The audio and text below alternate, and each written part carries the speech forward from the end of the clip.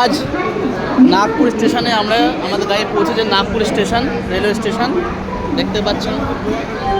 পুরো লুটে গেলাম আমি, আজকে লুটে নিল আমাকে পুরো। ভাই 50 টাকায় সিঙ্গাপুরি কলা 8টা দিচ্ছে, সরি 6টা কলার দাম হলো 50 টাকা।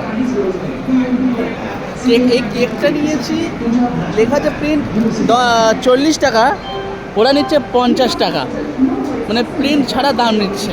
বলতে গেলে বলছে মাল লেখা দাও। ভাই নাগপুরের অবস্থা কি। তারপরে আমাদের ট্রেন প্রায় 8 ঘন্টা লেট, দুরন্ত এক্সপ্রেস, সেই দুরন্ত, যার কোনো মানে দুরন্ত আর নেই, সে শান্ত হয়ে গেছে। তাই ভাবছি যে কোথায় এলাম। বাধ্য হয়ে আমাকে মালটা নিতে হলো, কিছু করার নেই।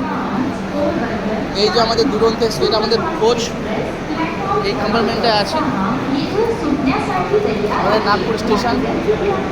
মহারাষ্ট্রে এলেই মানে শুরু হয়ে যায় বড়া পাও। কী করে যে বড়া পাও খায় আমি বুঝতে পারি না।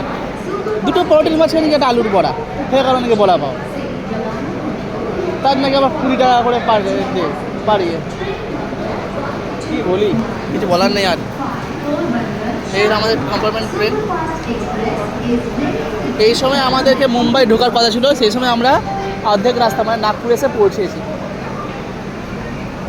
পুরো রাতে 24 ঘন্টার মানে 18 ঘন্টাতে মাত্র 100 কিলোমিটার গাড়ি চলেছে। এখন ঢোকার কথা মুম্বাই, কাল এই সময় ঢুকে মুম্বাইতে। কি আর বলি। আর সব থেকে আজব ব্যাপার এটাই যে কলার দাম এত, 6টা কলার দাম 50 টাকা, তাও আবার সিঙ্গাপুরি কলা। তাহলে আমার ট্রেন ছেড়ে দিচ্ছে, উঠে পড়তে হবে এবার আমাকে। রাখছি।